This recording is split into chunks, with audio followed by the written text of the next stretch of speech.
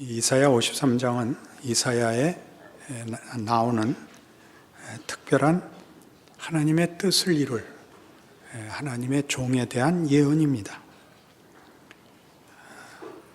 그는 우리가 기대하지 않은 모습으로 오고 우리가 이해할 수 없는 방법으로 하나님의 뜻을 이루실 것입니다. 당시에는 이 예언들이 그래서 이해되지 않았습니다. 예수님이 오신 이후에야 그것이 실제로 어떻게 하나님의 의지요, 능력이요, 또 약속의 성취인지를 보게 되고야 이해할 수 있게 되었습니다. 더더욱 오늘 본문에서는 그는 실로 우리의 질고를 지어 우리의 슬픔을 당하였거늘 우리는 생각하기를 그는 징벌을 받아 하나님께 맞으며 고난을 당한다고 생각했습니다. 당연하죠. 그가 당하는 고난과 또 징벌들은 다 죄인들이 받는 벌이었으니까, 또 그가 당하는 고난도 모두 당시 사회의 기대와 다른, 이해와 다른 그런 말씀들로 이루어져 있으니 예수님 오셨던 시대에 또 그 사회의 질서에 위배됐던 것입니다. 우리가 생각했던 그는 자기 잘못 때문에 벌을 받고 처형을 당했다고 생각한 것이 하나님이 쓰신 방법이었다는 것이죠.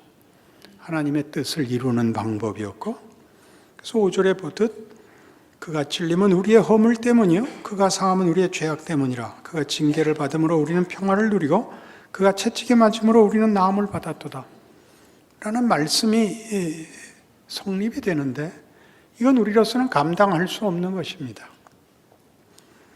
잘못한 사람이 받아야 할 것을 상관없는 사람이 벌을 받는다면 우리는 당연히 잘못됐다고 말해야 합니다. 정의란 잘못한 사람이 벌을 받고 잘한 사람이 보상을 받아야 정의의 실현입니다. 예수는 그러나 그 방법과 다른 방법으로 우리를 구원하신답니다. 우리가 잘못한 것을 당신이 받을 벌인 것 같이 받았답니다. 이것을 우리 신학적 표현에서 정의의 왜곡이라고 합니다. 정의의 왜곡.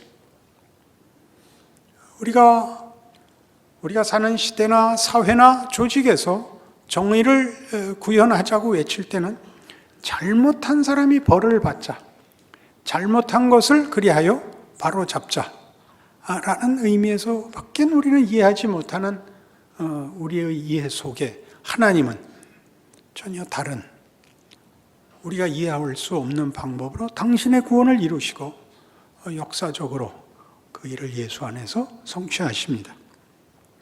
우리는 다 양 같아서 그릇 행하여 각기 제 길로 갔거늘 여호와께서는 우리 모두의 죄악을 그에게 담당시키셨도다. 이것은 하나님이 시킨 일입니다. 그럼 우리가 알고 있는 대원칙, 갈라디아서 6장 7절 뭐죠? 스스로 속이지 말라. 하나님은 만홀히 여김을 받지 아니하시나니 사람이 무엇으로 심든지 그대로 거두리라. 각기 행한 대로 하나님 앞에 보상을 받으리라. 이런 대약속들은 어떻게 되는 겁니까? 이런 대원칙들은 여기가 어렵죠.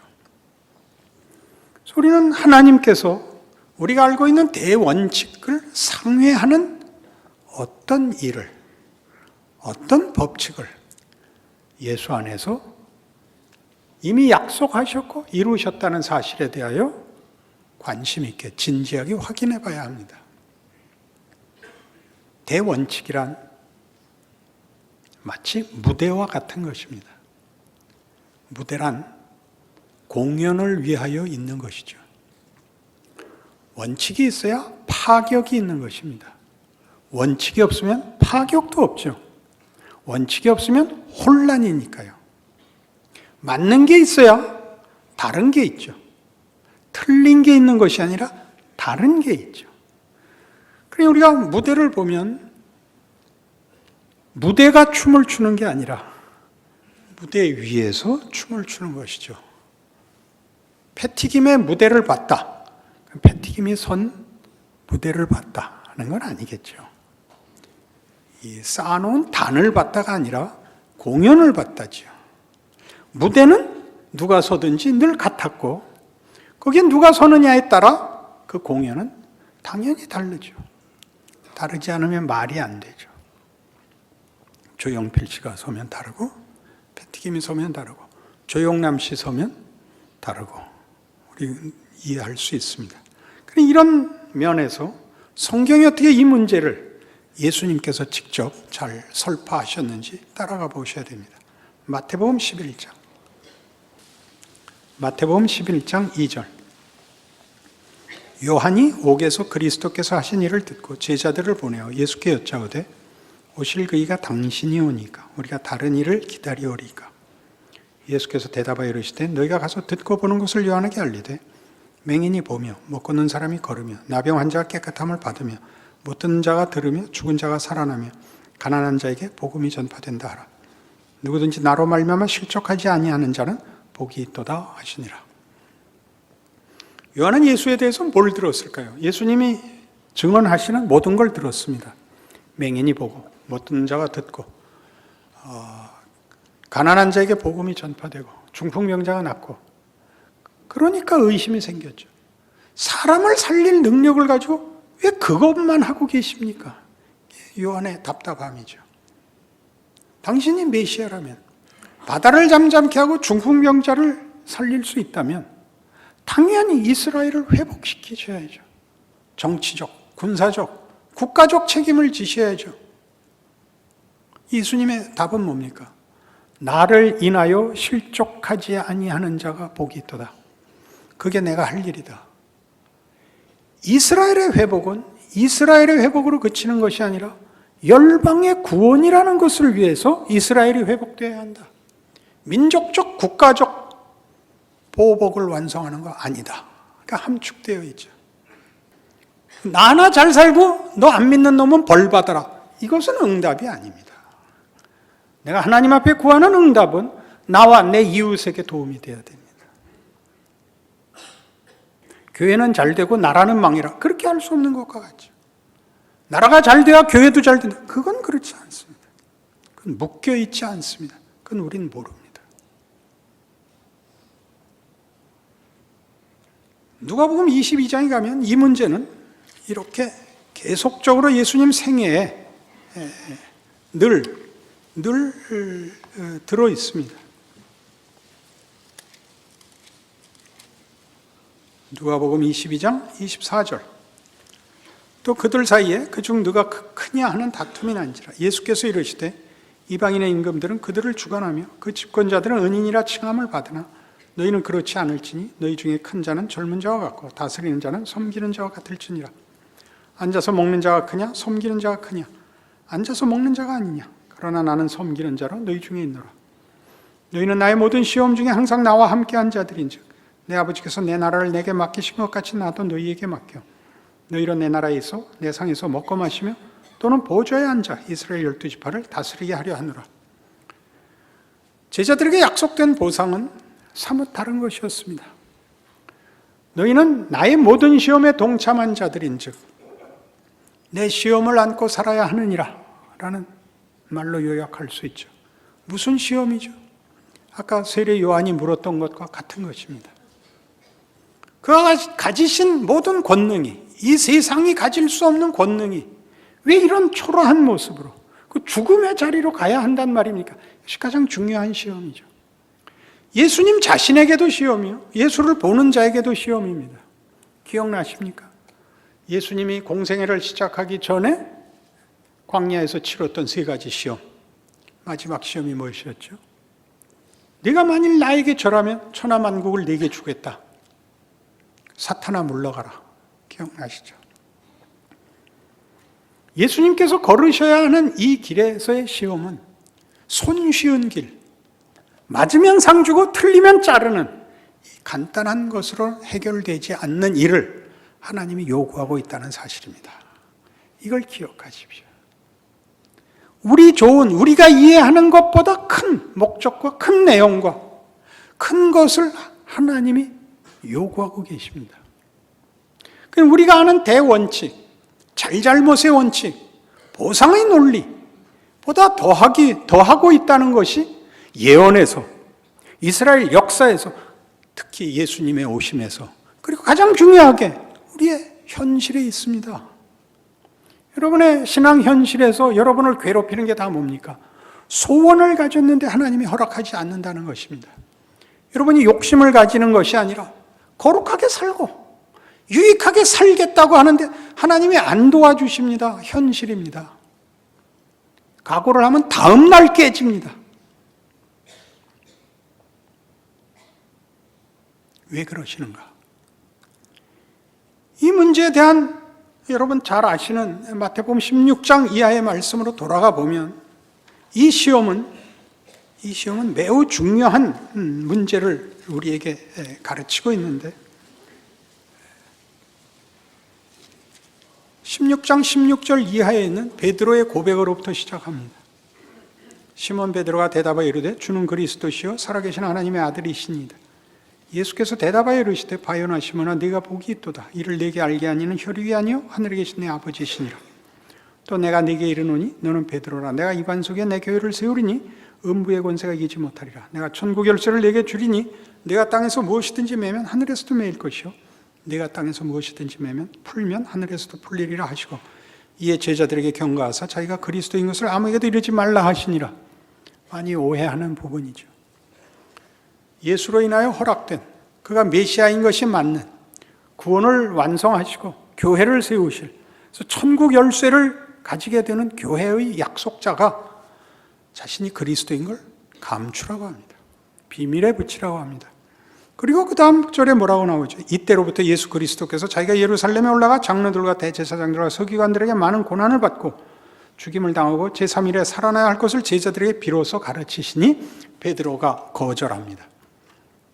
안 됩니다. 그럴 수는 없습니다.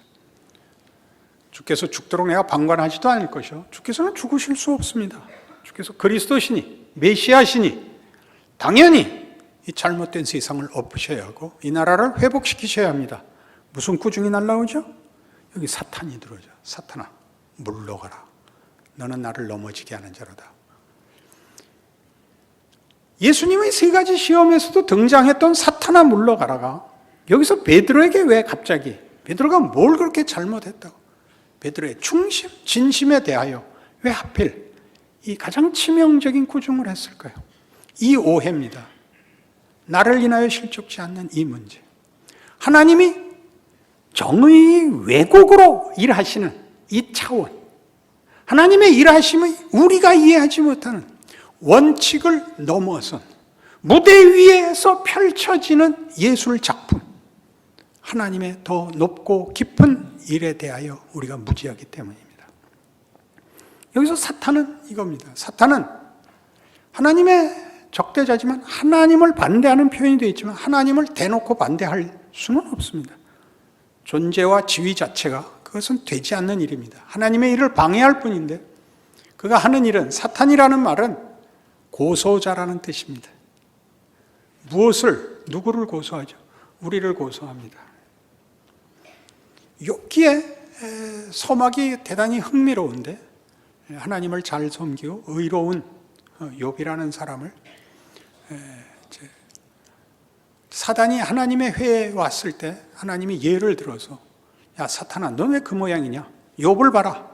욥이 이렇게 항변합니다. 잘해주니까 그렇죠. 그래? 그럼 잘해주지 않으면 어떻게 되나 볼까? 이래서 이제 욥은 말할 수 없는 고난 속에 들어가게 됩니다. 바로 그렇게 사탄은 매사에 우리를 공격합니다. 하나님, 이 사람은 이렇게 잘못했고 이 사람은 이렇게 못났고 이 사람은 순 거짓말입니다. 이 문제를 어떻게 풀 것이냐? 사탄은 잘못한 사람은 다 처벌하십시오. 그게 여기 사탄합니다. 내가 하려는 일은 그 방법보다 더 깊고 더 크다, 더 놀랍다.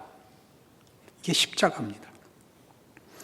그러니 이 일은 우리가 아는 대로 잘잘못의 문제나 소원의 문제나 유용성의 문제나 어떤 도덕성의 문제를 상회하는 하나님이 일하시는 방법입니다. 이 방법이 왜 필요하냐면 우리가 이 문제를 모르면 우리의 현실을 이해할 수 없기 때문입니다. 조금 전에도 지적한 바와 같이 우리의 소원에 대하여 하나님이 답해 주시지 않는 현실은 어떤 의미를 가지는가? 그건 뭔가에 대한 답을 찾을 수가 없습니다. 고린도전서 2장에 가시면 사도 바울은 고린도 교회에 보내는 편지에서 이런 의미심장한 말을 합니다. 2장 1절 형제들아 내가 너희에게 나아가 하나님의 증거를 전할 때 말과 지혜의 아름다운 것을 아니하였느니 내가 너희 중에서 예수 그리스도와 그가 십자가에 못 박히신 것 외에는 아무것도 알지 아니하기로 작정하였습니다. 내가 너희 가운데 거할 때 약하고 두려워하고 심히 떨어노라. 내 말과 내 전도함이 설득력 있는 지혜의 말로 하지 아니하고 다만 성령의 나타나심과 능력으로 하여 너희 믿음이 사람의 지혜에 있지 아니하고 다만 하나님의 능력에 있게 하려 했노라. 그러나 우리가 온전한 자들 중에서는 지혜를 말하노니 이는 이 세상의 지혜가 아니요 또 이 세상에서 없어질 통치자들의 지혜도 아니요 오직 은밀한 가운데 있는 하나님의 지혜를 말하는 것으로서 곧 감추어졌던 것인데 하나님이 우리의 영광을 위하여 만세전에 미리 정하신 것이라. 이 지혜는 이 세대의 통치자들이 한 사람도 알지 못하였나니 만일 알았더라면 영광의 주를 십자가에 못 박지 아니하였으리라. 기록된 바 하나님이 자기를 사랑하는 자들을 예비하신 모든 것은 눈으로 보지 못하고 귀로 듣지 못하고 사람의 마음으로 생각지도 못하였다 함과 같으니라. 듣도 보도 못한 것이다. 예수 믿으면 조심하셔야 되는 게 이겁니다. 믿으면이 책임이고 조건이고 종교심이고 진심이고 정도를 넘어서는 고백을 하고 있는 겁니다. 하나님이 예수로 일하셨다. 우리의 죄를 당신의 아들에게다 담아서 우리를 자기의 자녀로 삼았다. 우리가 아는 대원칙 위에 뭐가 있는가를 예수로 말미암아 깨닫지 않으면 우리는 우리 자신을 이해할 수가 없습니다. 고린도 교회에서 사도 바울이 걱정해야 되는 많은 일이 일어나는데 그 많은 일들은 대부분 다 인간적인 이해를 바탕으로 한 시비였습니다. 하나님이 예수 안에서 이루신 일을 바탕으로 한다면 우리는 많은 부분을 참아야 합니다. 많은 부분을 기다려야 합니다. 그렇게 참고 기다린다는 것은 아무래도 좋다고 가는 것이 아니라 또 열심히 진지하게 은혜와 하나님의 개입을 요구하는 자세로 가야 합니다. 그런 일이 안 일어났습니다. 그러니까 바울이 증언을 하죠. 내가 너희에게 갈 때 아무것도 알지 않고 뭐만 알기로 했다. 그리스도와 십자가만 알기로 했다. 너에게 무슨 가능성이 있지 않았다. 나도 몰랐고 너희도 몰랐다. 하나님이 어디서나 일할 수 있다는 걸 예수 안에서 내가 확인했기 때문에 내가 담대히 갔다. 이 말을 사도 바울의 위대성이라고 얘기하지 마시고 여러분 신앙생활의 현실성을 증언하고 있다고 이해하셔야 됩니다. 여러분 이해할 수 없는 모든 것이 하나님이 일하시는 현실적 방법입니다. 대원칙이 무너지는 것 같은 거. 아니, 원칙이 무너진 것이 아니라 그 무대 위에 선 어떤 배역이 무너지고 있죠. 울고 있고 쓰러지고 있죠. 무대가 무너진 것이 아니라 그가 쓰러짐으로, 그가 눈물을 흘림으로 뭔가를 담고 있죠.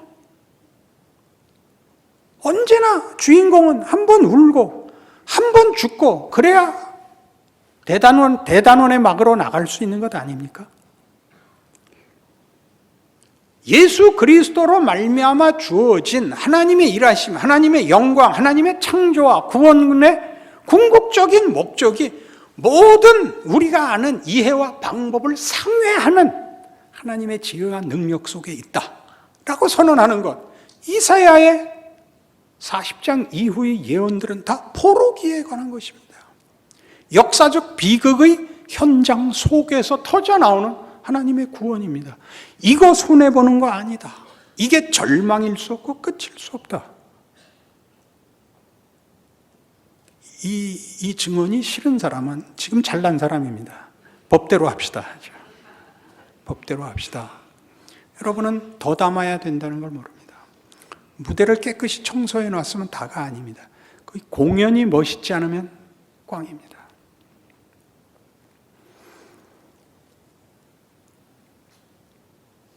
이사야로 돌아오시면 52장에 우리가 53장에서 나타나는 이 여호와의 종의 모습의 중요한 증언이 이렇게 여호와의 종이 가지는 신비, 이해할 수 없는 하나님의 방법에 대하여 52장 13절 보라 내 종이 형통하리니 받들어 높이 들려서 지극히 존귀하게 되리라. 전에는 그의 모양이 타인보다 상하였고 그의 모습이 사람들보다 상하였으므로 많은 사람이 그에 대하여 놀랐거니와 그가 나라들을 놀라게 할 것이며 왕들은 그로 말미암아 그들의 입을 봉하리니 이는 그들이 아직 그들에게 전파되지 아니한 것을 볼 것이요 아직 듣지 못한 것을 깨달을 것임이라. 하나님은 창조의 하나님입니다. 창조 세계가 가지는 질서 위에 하나님이 또 다른, 더 높은, 더 깊은, 더한 것을 얼마든지 만드실 수 있습니다. 여러분 아이스크림 사 먹으면 그 째째한 가게는 한 스쿠프 떠가지고 이렇게 동그라미, 반 동그라미 하나 얹어주고 하는데 그거 치사한 겁니다. 그죠? 은혜가 넘치는 아이스크림 집은 그 위에 계속 혹을 붙여주죠. 그래서 손잡이보다 위가 또 커야지. 그게 은혜가 아닙니까? 아멘입니다. 여러분 인생에 대해서 도대체 무엇을 겁을 내는 겁니까? 예수를 믿는다는 말을 왜 여러분 스스로 좁혀서 스스로를 비난하고 자책하는 것 외에는 자기의 신앙을 확인할 방법도 하나님의 일하심을 확인할 방법도 없는 자리에서 왜 이렇게 안 나오십니까? 슬플 때 위대한 표정을 지어야 위대한 겁니다. 울어버리는 것은 간단하죠. 후쿠시마 원전 사태 났을 때 우리가 기절한 게 뭐죠? 일본 사람들에 대해서 기절했습니다. 생필품이 부족해서 마트에 줄을 섰는데 물이 모자라는데 애를 데리고 있는 엄마가 줄 서서 기다리고 물 먹고 했는데 마이크 갖다 대니까 편한 대답을 합니다. 어떡하겠습니까? 다 같이 줄을 서서 기다려야죠. 무섭죠? 일본 사람들의 무서움입니다. 속도 그럴까 한번 까보고 싶은. 우린 다 아는 민족입니다. 우린 속에 있는 게 다 나와서 없죠, 속이. 우리 속은 다 남에게 줘버려서 없죠. 뭐가 잘하는 건지 모르겠습니다. 그 모든 방법에 하나님이 뭘 담습니다. 여러분이 그 무대 위에서 하는 공연에서 여러분이 고려시대 복장을 하고 나오면 할 말 못할 것 없고 현대인의 복장을 하고 나오면 할 말 없지 않습니다. 어느 시대냐, 어느 역사적 정황 속에 있느냐가 여러분을 제한하지 않습니다. 거기에 담을 수 있는 내용은 어디서나 나오죠. 인생이 뭐냐? 가치가 뭐냐?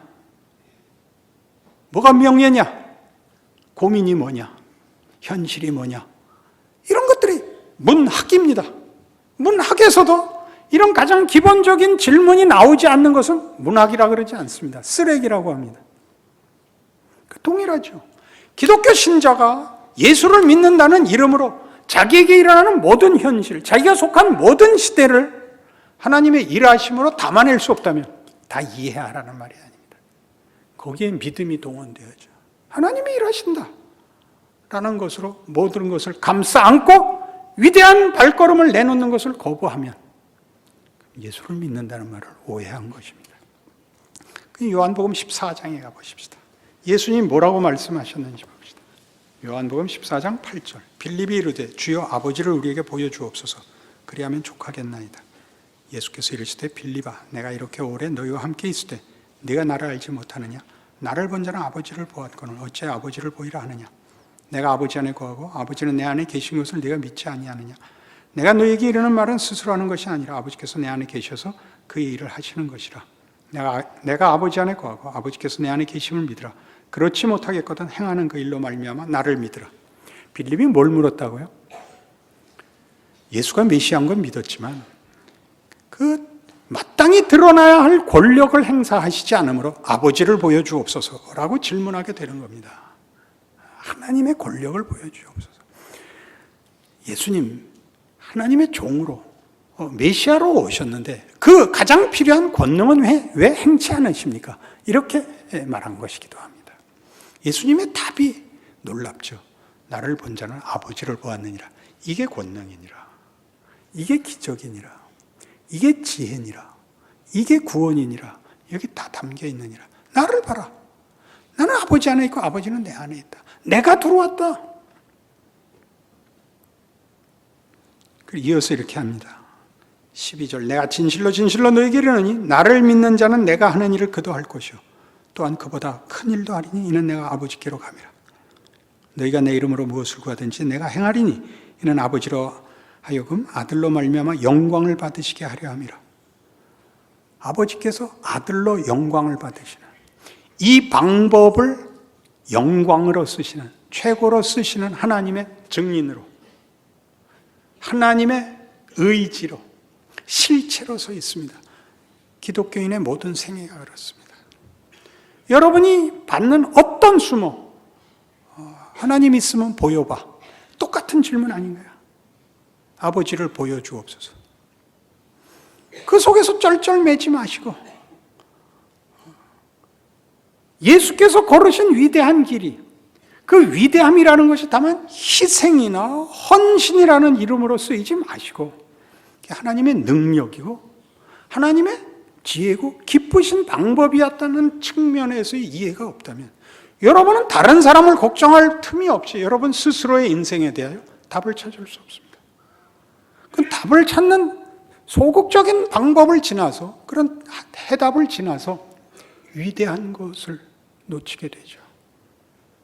내가 서 있는 곳이 십자가, 예수, 창조주 하나님의 그 일하심의 결과이고, 일하시는 손길이고, 일하시는 경우, 현장이 됩니다. 여러분이 아무 때나 이길 수 없습니다. 예수님도 다 지셨습니다. 잡혀가시고, 고난당하시고, 죽습니다. 그게 뭐냐? 우리도 다 그렇죠.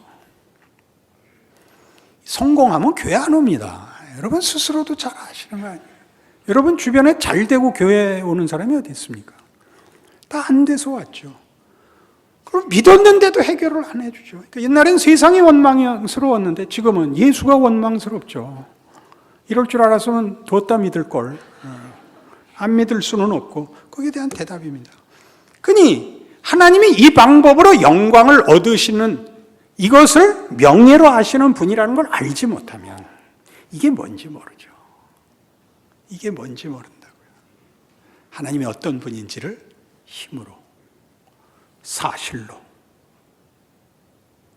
그렇게 증명하시지 않고 그것을 끌어안아 더 큰 것으로 아이스크림 법칙, 우리끼리만 통하는 알밤 법칙으로 할까요? 혹이 나고 또 나고, 여러분 생애는 혹이 나고 또 나고로 이해했을지라도 하나님은 아이스크림에 덧붙이고 덧붙이고 덧붙인 인생을 우리가 살고 있는 것입니다. 그러니 이 약속이 나오죠. 너희가 내 이름으로 무엇을 구하든지 행하리니 이는 아버지로 하여금 아들로 말미암아 영광을 받으시게 하려 함이라. 내 이름으로 무엇이든지 내게 구하면 내가 행하리라. 예수 이름으로 구한다는 게 무슨 말인지 아는 겁니다. 아, 하나님은 이렇게 일하시는구나. 적을 물리쳐 주십시오. 형통하게 해 주십시오. 속 시원하게 해 주십시오. 갖고 해결되는 게 아니고 이게 하나님이 우리에게 하시는 일을 담는 은혜와 기적과 결과를 만드는 하나님의 지혜구나라고 한다면 여러분은 사도 바울의 고백같이 내가 죽어서 빨리 천국 가는 게 훨씬 좋다. 그러나 너희를 위하여 더 살겠다라는 고백이 나오게 됩니다. 여러분이 지금 해결해야 할 것은 아무것도 없습니다. 고민하시고 걱정하시고 우시고 거기서 하나님이 일하신다는 걸 믿어 그 길을 가셔야 됩니다. 예수 믿었으면 빨리 해결해달라 그래. 사탄아 물러가랍니다. 그걸 정죄하는 데 쓰지 마시고 비난하는 데 쓰지 마시고 하나님이 일하시는 것을 이해한 자로서의 이해가 여러분 마음속에, 스스로 마음속에서 일어나는 쉬운 타협을 물리치는 자리까지 오셔야 됩니다. 그것이 성경이 요구하는 것입니다. 여러분 잘 아시는 로마서 8장 1절, 그러므로 그리스도 예수 안에 있는 자들에게는 결코 정죄함이 없나니 이는 생명과 성령의 법이 죄와 사망의 법에서 너희를 해방하였습니다. 자책감, 회개, 당연히 해야 할 일이지만 그것이 가장 중요한 문제가 아닙니다. 여러분의 부족함과 절망을 끌어안고 하나님이 일하시고 하나님이 당신의 영광을 얻으시려는 우리 각각의 존재요, 경우요, 시간이라는 것을 기억하여 여러분 위대하게 사십시오. 감사가 여러분 안에 있어야지 밖으로 나올 필요 없습니다. 기도하십시다. 하나님 아버지 은혜를 감사합니다. 하나님이 일하고 계시고 하나님이 주인이시고 하나님이 우리를 사랑하신답니다. 그러면 됐습니다. 열심히 우리 인생을 스스로 자신의 책임으로 살아내요. 예수를 믿는다는 고백이 가지는 위대한 자리에서는 우리의 인생 존재 증언되게 하여 주옵소서. 예수님 이름으로 기도합니다.